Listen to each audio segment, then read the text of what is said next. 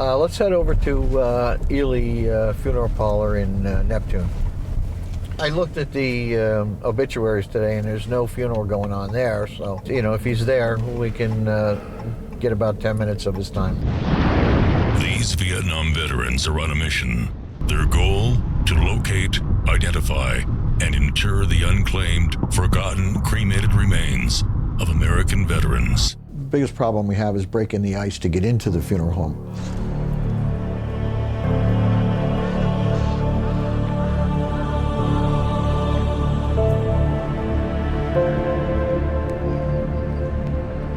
Hey, Mike. Yes, hi. Richard Goff, Rich, nice BVA, how are you? How you doing? Nice to meet you. Ernie DiOrio. Ernie, nice to meet you. Nice to meet you. How can I help you guys? There's someplace where we can sit down for take about 2 minutes of your time. Sure, yeah. We can sit right this way. We get folks that hit the door from time to time, and from different organizations, and they hit the door, and I was the one that answered it, and we kind of went through the remains that we have in our care. There we go. Oh, not too bad, Ernie. We got probably 40, 50 cremains here. Well, they're in pretty good shape anyway. Some of them are. My passion was to get involved in this. I have another one. Looks like there's no name on this. Let me just check it out. What does bother me is somebody forgotten sitting on a shelf. Yeah, I need it. See over there? Yeah. In some cases, they're in closets in the hallway. Some cases, they're out in the back in a shed. Well, some of them go back to 70s, 60s. Some of the older funeral parlors even go back further than that. Veterans were being abandoned on shelves in funeral parlors. I couldn't believe it. I says, no way. There's got to be thousands left in the funeral parlors across this country that people don't realize. I can't believe this. You can always tell when you pick up a box and it's so much lighter than the rest of them, you know that you're going to get a baby. We went through all of the remains, and it ended up being probably close to 20 or so. You're astounded that veterans could be left, or anybody could be left on the shelf of a funeral home.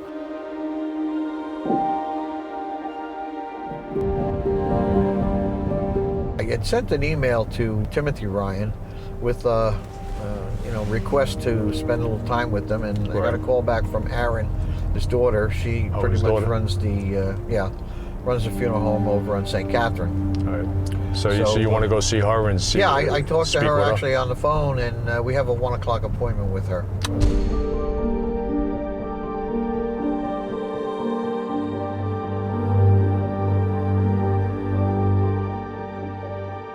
Aaron, thank you for seeing us and allowing us to come in and give you this presentation. I wasn't even aware that this thing even occurred, that this was even possible.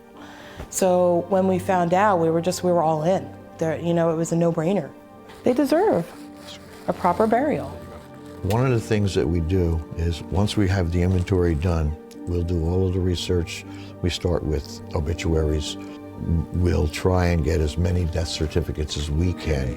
We may need your help in getting some of the death certificates. We've owned this business for a while, since the 80s, and my dad started this business. So you have a lot of people that are unclaimed that are here. Everyone has a story, and they really divulge on that, and they really get to the root of who these people were. Danny, need a hand with this or what? No, I can get it. Let's go just right. All right, this is Dorothy Coleman. We just did her husband. We're gonna put her remains in here.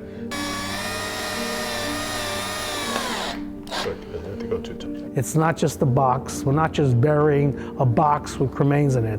We're burying a human being.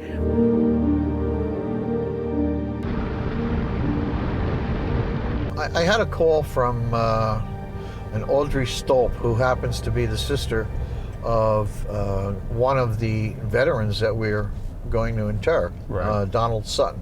They were surprised that he was still sitting at the funeral parlor. Audrey Stolp was her name, and she happened to be the sister of Donald Sutton, who was the cremains that we had located. You don't know every single detail of the stories behind this. How did this person get to that point? You said 4-H, right? It's open. Okay, we're here. It's open. It's open. Hey, look who's here. Hello.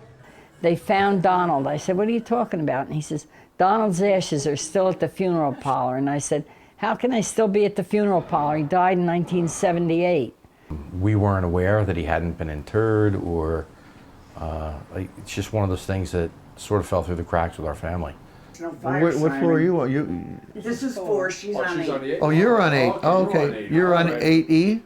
Yeah. 80. I was truly shocked when Audrey said he was sitting on a shelf for 40 years. I was under the impression that my sister-in-law, who, when Donald died, was Donald's girlfriend. She eventually married my younger brother, Keith.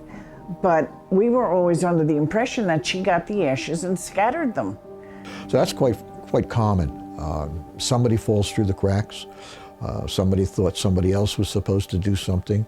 He died on Valentine's Day, 1978, walking in a blizzard.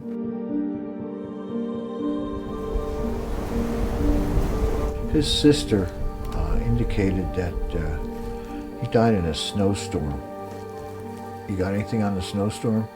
People died along the East Coast. 17 died in New Jersey.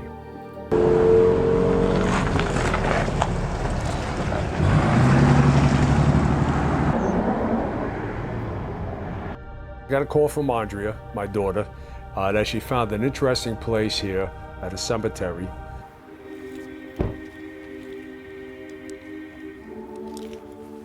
Hi, Dad. Hi, Rich. Andrea. How you guys doing? Hi, how are you? Good.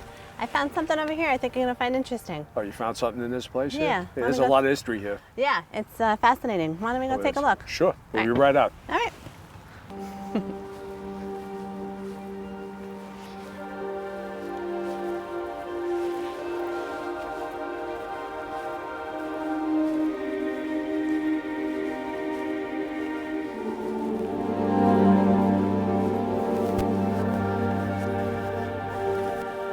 Yeah, watch your step. Look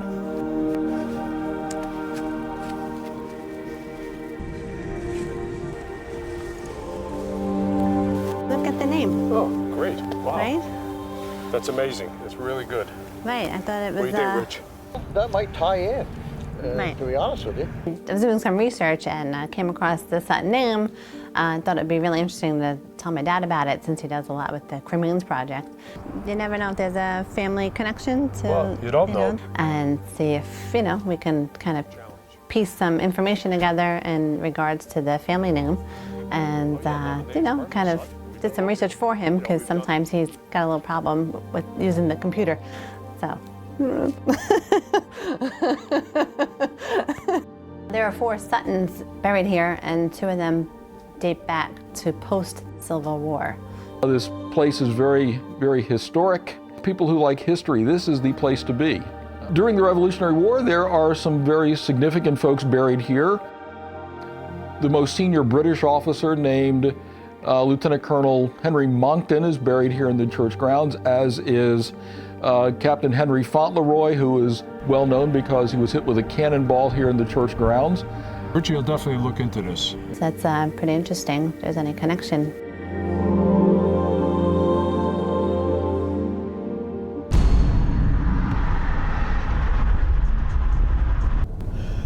You know what, Ernie? Let's check out his house. I did get his address. Let's check out his house. Let's check out an American Legion and the VFW. It's not a big town. Okay. Let's see if anybody recognizes the name or even remembers him. Well, this is a pretty close-knit community, and I'm sure somebody's going to know him.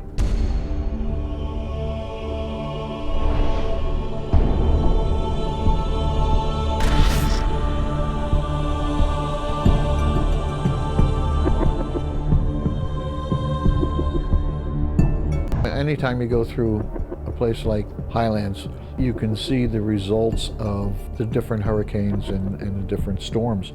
Not just hurricanes or severe storms, but northeasters, they always catch the blunt of it, especially with the tide. A lot of times the tide does more damage than the wind.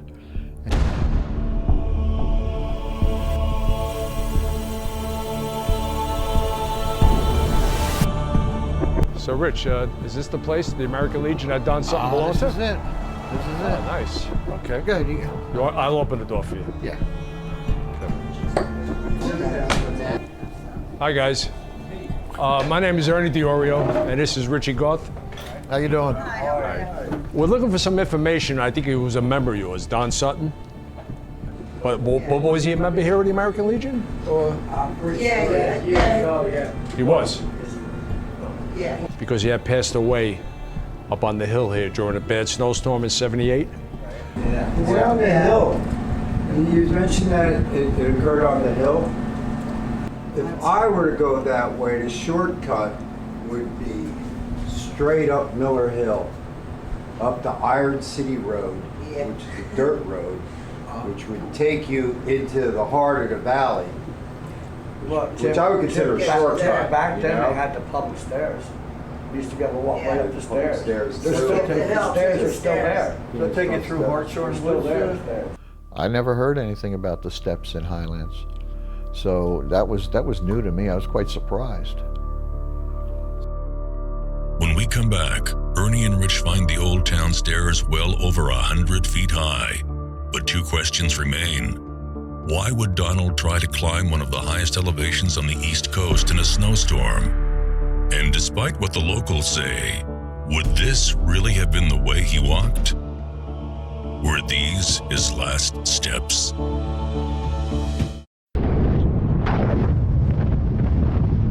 During the course of a typical investigation, the team receives a call from a relative of one of the cremains they have found. Donald Sutton was a U.S. Army private in the Korean War. His remains had sat on the shelf of a funeral home for over 40 years. In 1978, he walked out into a snowstorm and never returned. The investigation brings the team to Highlands, New Jersey. The hills of the Highlands rise almost 300 feet above sea level, making it the second highest elevation on the eastern seaboard. Because of its close proximity to the sea, the town has a history of being the target of major storms. Miller Hill has been part of Highlands since before Highlands was a township. The Memorial Hill, as it was known at one point, used to have the monument to the soldiers that were lost in World War II. The Sutton family is an old name in Monmouth County, actually. There's still Suttons here in town. They date back in this area a long time.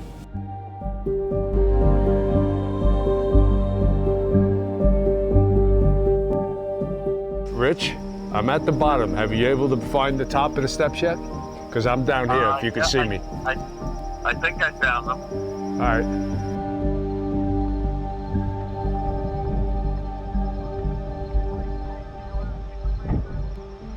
Yes. Okay. Yep, here they are. All right. I see you. So what do you think? No, seriously, I can't believe the view from here. I'm looking at these steps, Ernie, and I got to be honest with you.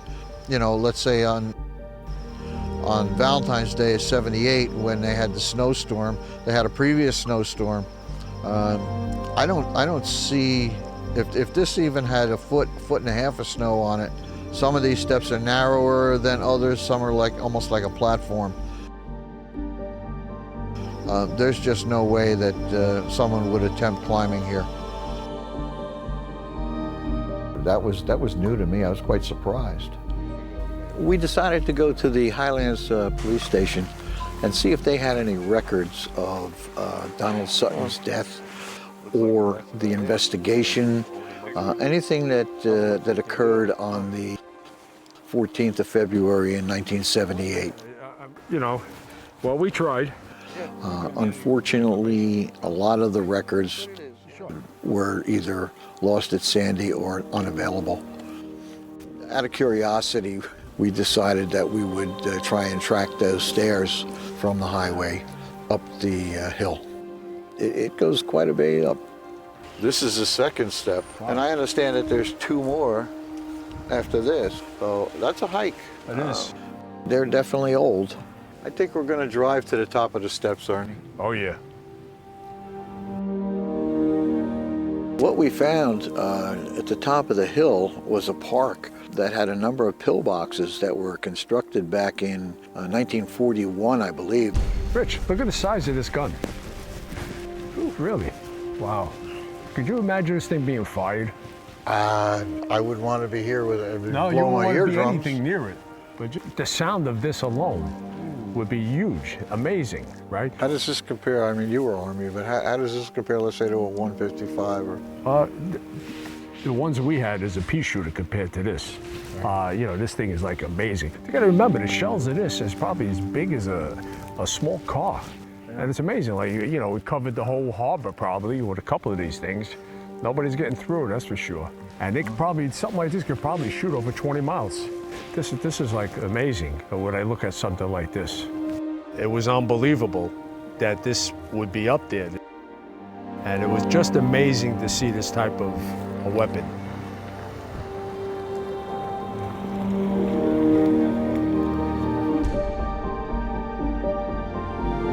I don't see a number, but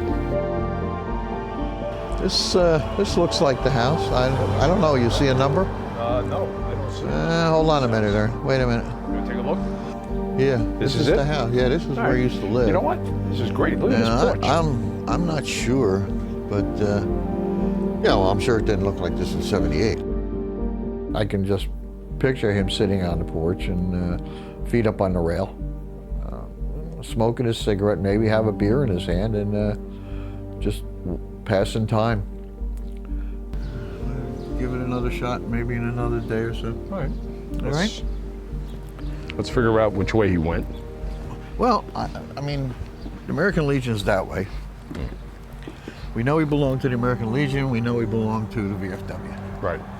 So, chances are that he went to the VFW because from the American Legion to the VFW or well, to the he's hill? got to go past the VFW. Oh, okay. Yeah. You don't think you stopped there first, American Legion, then walked down to the probably. VFW? If he left the house, which we know that obviously for the last time, right? He left his house at one point. So what you're saying, the hill was closer by the VFW? To get to where he was going, Right. Absolutely. It's always strange, you know, when you go back into situations like that. You know, you're walking in somebody else's footstep. You know, Arnie, when I did the obituary on Donald Sutton, you get the whole page of the newspaper. And interestingly enough, there was a severe snowstorm then. The generations that have gone through it, it's something my dad used to say they did when they were kids in the 40s. In the 44 storm, they got hit. Hurricane Donna in 1962, they got hit. We got the river on one side, ocean on the other, you know, and then when we get a full moon, high winds, and you're in trouble. We've lost pretty much a lot these past couple years, but we've had worse ones than this, like the storm 78.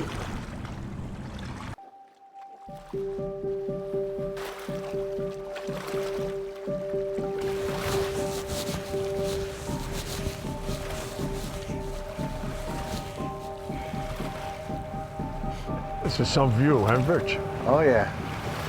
This is where he grew up. Down here, huh? On the water. Wow. You know, just looking out here, I'm nice and calm, peaceful. What do you think was going through his mind? Well, you're thinking about this, am I gonna come back? I'm thinking about my family, will I see them again? And you think about all those things, especially at a spot like this. You know, it's a hard thing. Well, the unknown. I mean, you know, in tough times, I guess you can close your eyes and visualize this picture.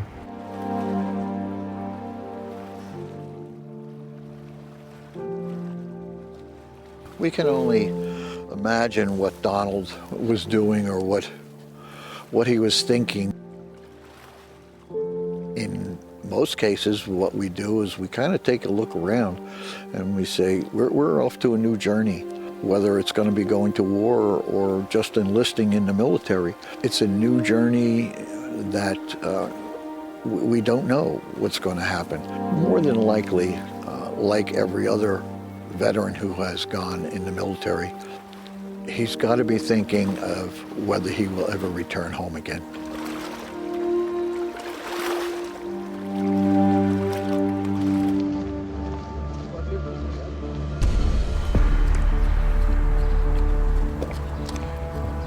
Okay, I see this is the VFW.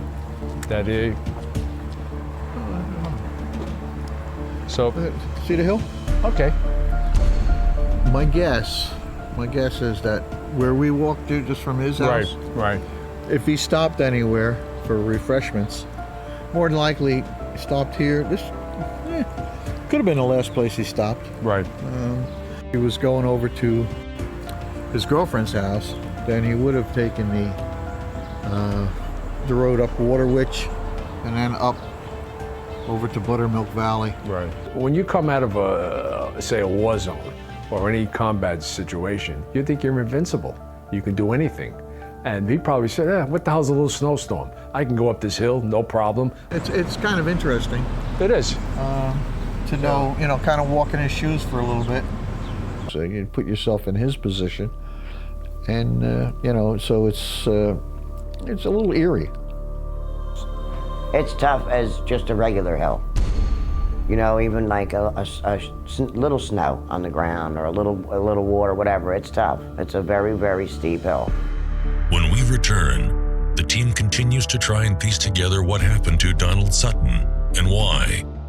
We will learn of the freak snowstorms that hit the northern eastern coast in 1978, killing 27 people. Was Donald Sutton the 28th?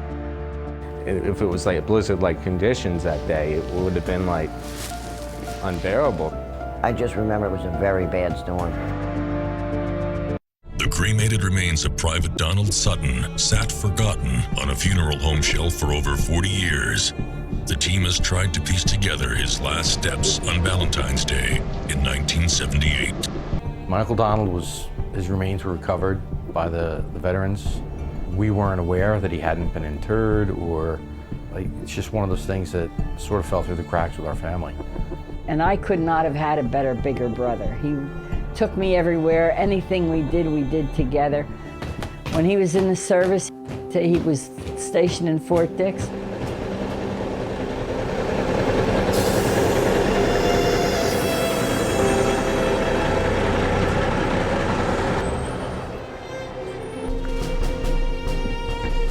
Private Sutton reporting as ordered, sir. Proceed.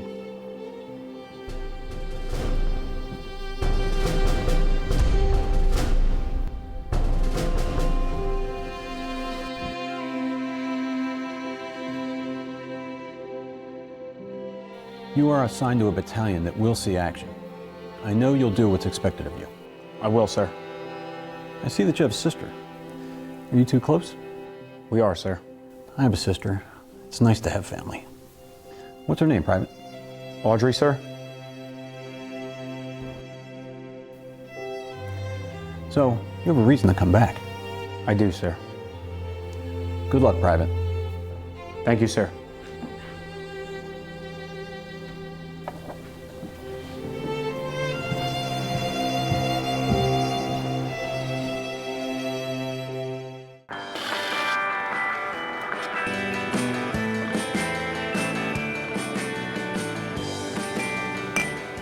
You're hitting the ground before me, albeit begrudgingly.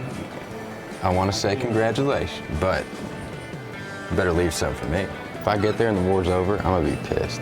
There's not gonna be any when you get there. Okay. I'm taking care of everything. Oh yeah, one-man army. One-man army. Okay. That's what they called me back in Booth. No one called you that. That's what I wrote to my friends. Yeah, sure. All right. I don't know. I've been thinking a lot lately. What happened to Steve? It's just a lot to take in, especially when I'm about to go over. He was a good friend. It's kind of like puts things in perspective. We're finally doing something with our lives. We have something to look forward to. We have a purpose. I just think people wake up every day, they go to work, but we're defending this country. No, it's like we'll never be forgotten. They like we'll always be remembered.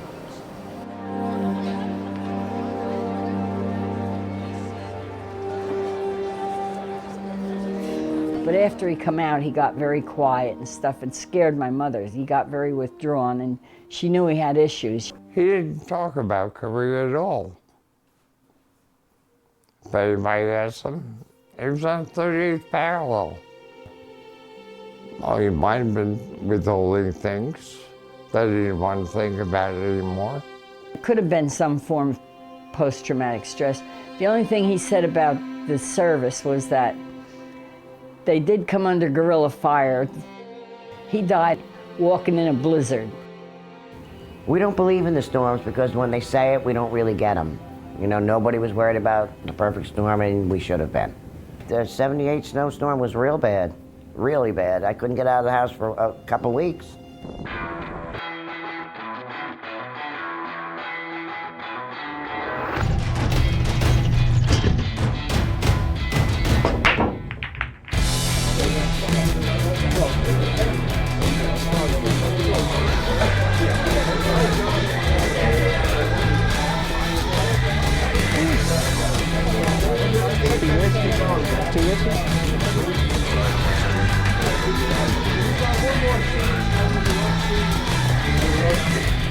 Thought I recognized that ugly mug. What's up, Donnie? What are you doing here? I was passing through. Your sister told me I might find you here. You're a little far from the bar, though. How you getting service out here in the boonies? I make do. I see that. And you're welcome. Thank you for that. Yeah, cheers.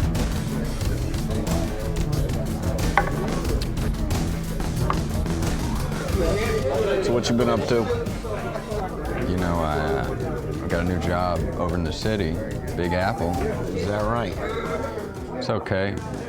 So where'd they stock you in that mess anyway?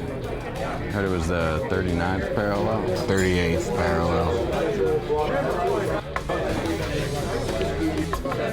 How about you? You know me, I got the devil's luck. I didn't see all that much. Enough to lose a couple friends, though. Yeah. Me too.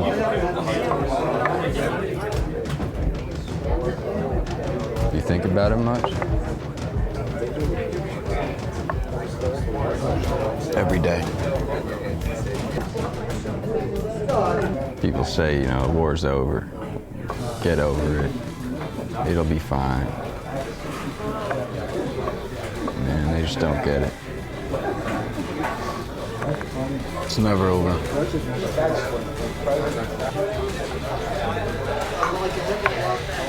I'm gonna head out. You can't leave. Who's gonna pay for my drinks? You can pay for your own drinks.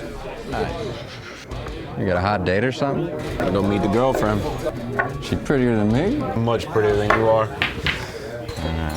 Well, I'll be here tomorrow. Same time? Same time. All right. It's good seeing you, Chris.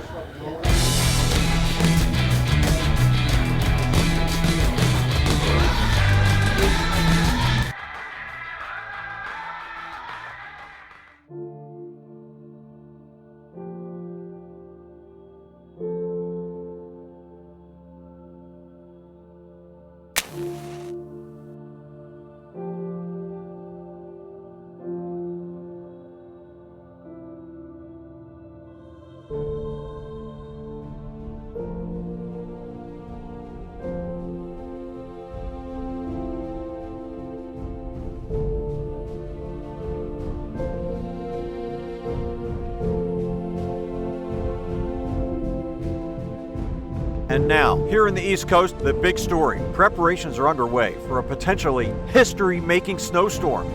Rush hour traffic at a standstill at some of our major highways. A blizzard has and continues to be the big problem today, with gale force winds and We'll be talking gale force winds, so power outages, a good possibility as trees come down, taking down power.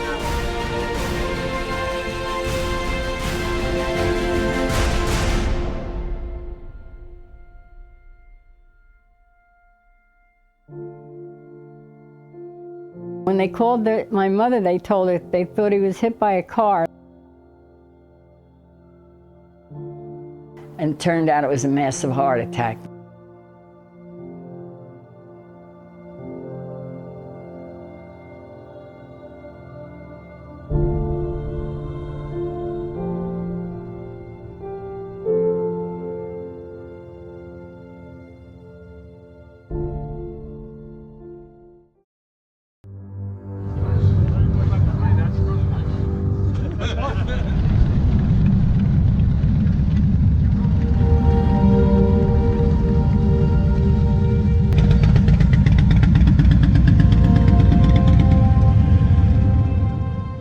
was like the second time we said goodbye, but this time was the right goodbye.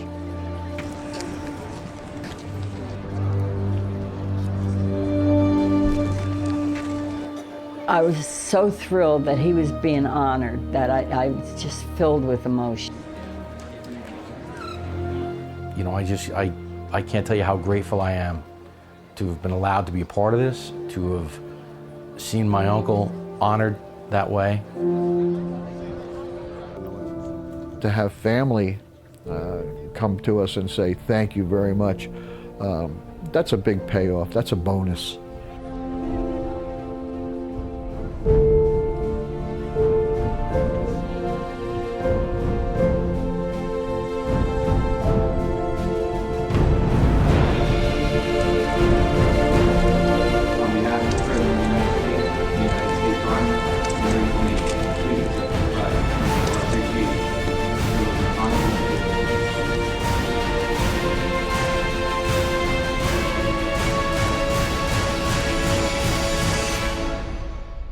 He was proud to serve his country as a good mechanic who did his job very well. That's about how he would like to be remembered.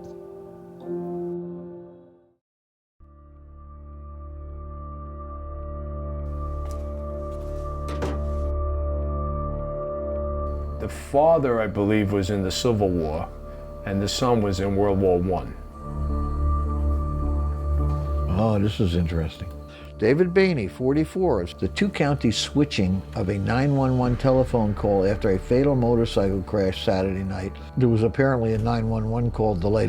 They were switching over 911. As he passed the cars, he struck the back of a truck with his motorcycle. Yeah, there was some concern as to whether the reporting of that accident had affected the outcome. Well, they have the state trooper's name here. Maybe we can track him down. This is unbelievable.